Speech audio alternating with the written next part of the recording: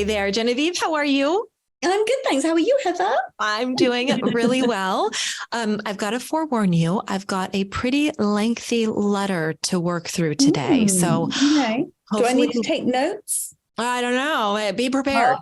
Be ready I because shall, I shall get the pad and pen ready just in case I need to take any notes now. absolutely. And I think that this is such a topic that is worth diving into. So probably as I'm reading, you're going to think of things and questions. So I love that. I love that. Yeah, you're like, I'm ready. Okay. So the topic of our letter writer, they say dating when the woman makes more money. Okay. I've recently started dating in the past 6 months. So far, only casual, when I'm not too excited about, which I'm not too excited about as I want a partner, but I know it's a part of the process and I'm trying to enjoy it, which mostly I am. Smiley face. Good. I've run into this problem in the past, but I didn't think that it would be a big deal with men over 40. I'm not super wealthy, but I'm more than comfortable. I own property, etc. I don't buy and wear super fancy clothes, and I prefer dive bars. I've always been able to split the bill and wanted to on the first date. I have rarely dated anyone with a higher income than me, but often we're in the same financial boat or similar enough.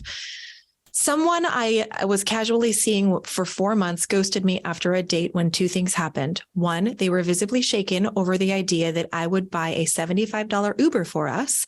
He wanted to take public transportation. It was bad weather. And after 10 p.m., I didn't even look at the price.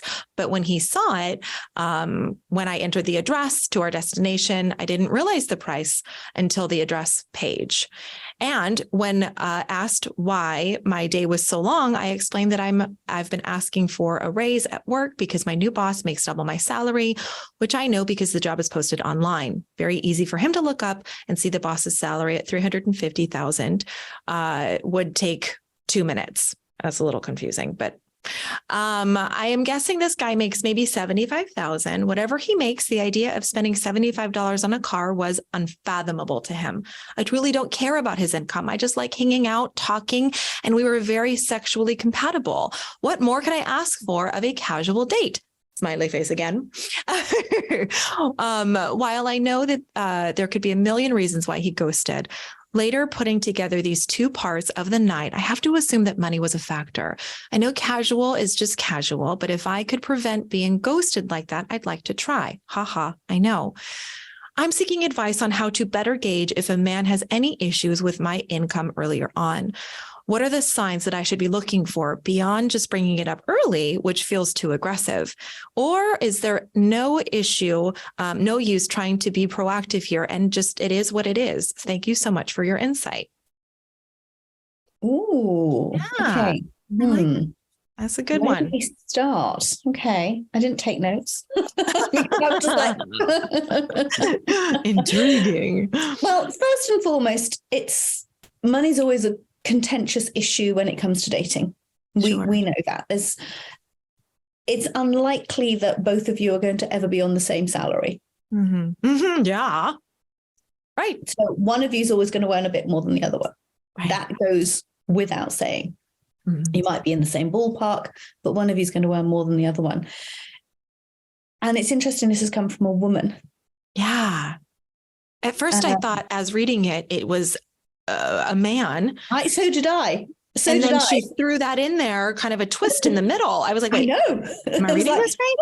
Hang on. I was going to say, could you start from the beginning again? I know. We don't have time. So everyone pause, rewind, watch again, and then come back. Exactly. But I think it's interesting that the woman's picking up that the man's feeling insecure about it. And actually, I want to say it's actually the man's issue.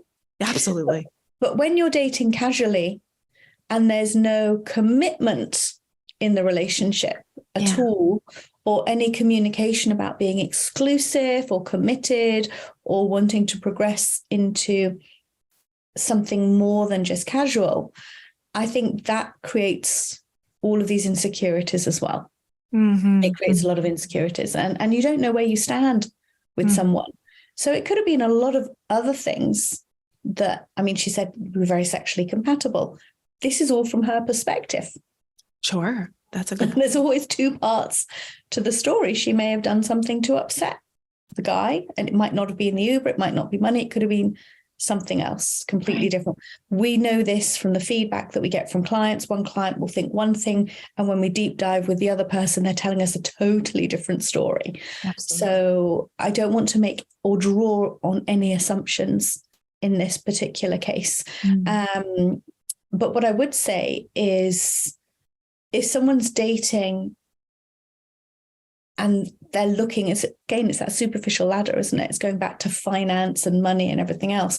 If you're a woman and you're looking for someone who's earning more than you, because it sounds like she's making a lot of this money. It was almost as if, she's talking about what her boss is earning, and you can look it up and you can see it. So I'm wondering if the issue money is more with her than it is with him. So I always would say, what is more important when you're dating? And we know financial status is a value, and money can be one of your values, and that's how you live your life. And if that's what you're looking for, is someone who's very financially secure and stable and solid, then you need to be open by talking to someone and saying that's what you're looking for. And perhaps not set other people up to fail if they're not within that category, because that's not fair to date without intentional purpose in that way. Right. What I like that you said too and touched on was, you might have deemed you two as compatible sexually and you're having a great time. But what I love working through with clients, especially in the coaching realm, where we have, an hour of uninterrupted time to dissect and look at and talk. And then we do follow-ups and, we really walk them through situations just like this. Yeah. And then we might ask them, and again, just looking at this as a situation, not necessarily the whole circumstance, but looking at someone's behavior, right? And really paying attention to, I feel this way, and really paying attention to not what words are coming out of the other person, but the behaviors, because there might have been a small indication that this person was not as into it as you are or were or felt. And you might have been representing money on accident to him in a way that did kind of annoy him. And he said, I'm good. I'm out. We're good. You just did that. That's the icing on the cake. Exactly. So being aware of what you're representing and looking at with just an open heart, how somebody's receiving, the body language that they're giving you and their behavior is a lot more important than what people will say, right? It is, but you know what I always find fascinating is people are always very focused on what they're saying rather than how it's being received. Right. And often people will go into a date and I'll say, well, how did they respond? What was their response?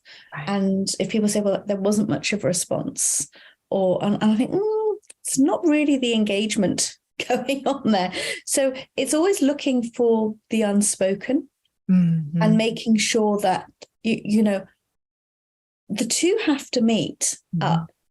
So words and actions have to be on the same page and saying and doing the same thing. If they're not, then that's something that I always question. Right. And the behavior of ghosting, sorry to interrupt you. I'm just imagining this lead up, right? Of this person that is capable of just whoosh, disappearing. And it's a coping mechanism. We understand it's human behavior and we're not necessarily trying to change the world and make that disappear. But if this person that you're feeling that you have all of this compatibility with sexually, physically, intimately, which is a really big, vulnerable part of relating with others, what was going on that there was this absence of the ability to communicate?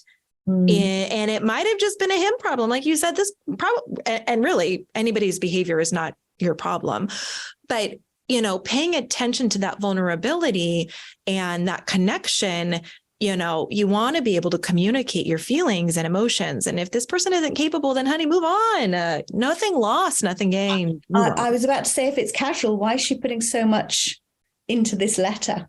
I think she was probably hoping for a little bit more than casual with this guy. Yeah. Because if she wasn't bothered and it didn't upset her, then she wouldn't even have written in. Right. Absolutely. And that's the heartbreaking bit. really. Absolutely. Absolutely. And so I think one piece of advice I'd like to give to her, and maybe you know how we are with the homework thing, is really start maybe journaling the thoughts and feelings you have around your personal values and your personal definition of career, money, not society, not another guy's. Don't worry about that right now. But when you have intention and you know what you've done to climb that ladder and get to a place where you're asking for more money and you've got that ability to take a hold of your career, this should be something that you're so darn proud of. And so I'd love for her to move into identifying that and how she represents it when she is relating to other people. Yeah. You know? But I'm going to give her another bit of homework. 2 pieces, listen up. Poor girl. The other bit of homework is just starting to watch other people's body language when she's communicating with them.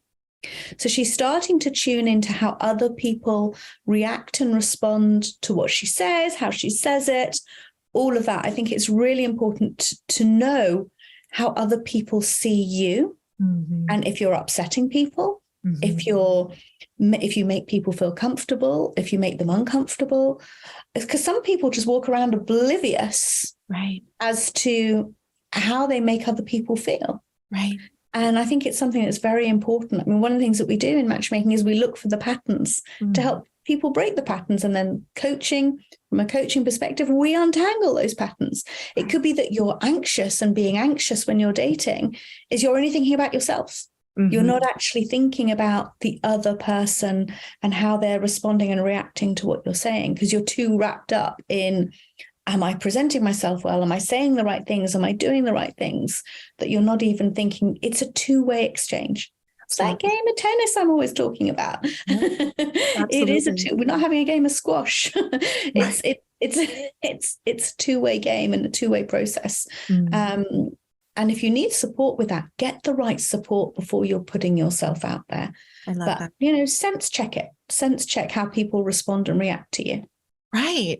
I think these are great exercises. These are things that are simple. It's in the grocery store, and just kind of paying attention to when you say, I love hanging out in the grocery store around the cheese aisle, Miss Heather. It's the cheese. It's the cheese. I always think that because I've kind of done a lot of personal growth, and as we all have, and I have found it's so obvious when I just smile at somebody in the grocery store, in that passing of people that are so focused on what they need and what they need to do. And life is busy, and I got to get home to the kids, and I got to prepare things, and I got to spend this money on the groceries, which are totally super expensive. And I've done kind of my own little, research or project to get myself a little bit more sociable. And I feel safe in the grocery store. We're all doing the same thing. I could bring up conversation about a tortilla, right? And it's totally fine.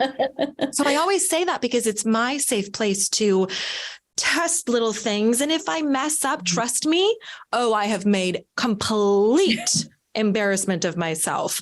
And it's okay, because I'm not going to see that person again. So I just take the no risk, low risk environments in your life that are day to day. I know I'm going to the grocery store every week. I know I can do this on a weekly basis. I can practice this behavior on a weekly basis and come home and reflect and try again next week. Right? Absolutely. That's how easy this stuff is. It really is, but practice makes perfect. Absolutely. And it makes you, what it does is if you're a typically slightly anxious person, and a lot of people who are dating, it raises anxieties. You feel vulnerable. You're out of your comfort zone. Step out of that slightly and just practice. The more you do it, the more comfortable it will be.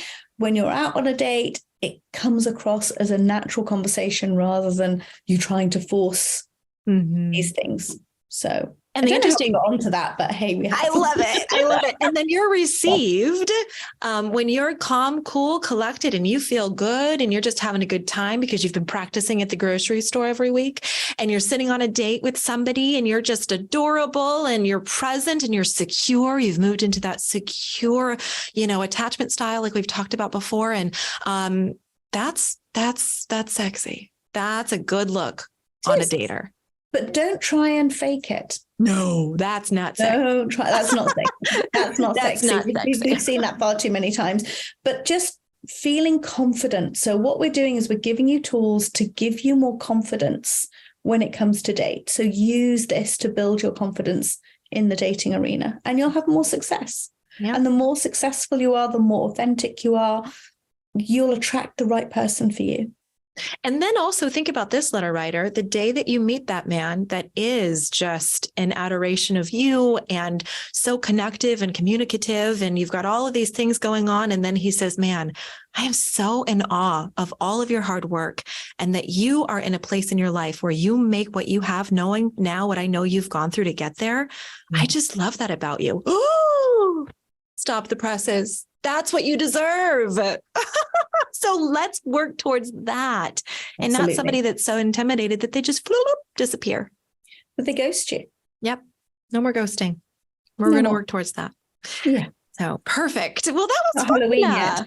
That was fun. That was a good one. So, of course, everybody out there, we want to help you. These are very real situations and questions that happen to everybody, no matter how much research you've done, how much experience you have, how many relationships you've been in. These are real situations that are really important to just get some grounding sources to help you work through. So we'd love to be that tool for you. So go to matchmakingcompany.com to learn more about us. And as always, please like and subscribe so we can help dig into your love life and help you achieve a healthy, long-term, connective, beautiful relationship, because that's out there. We promise.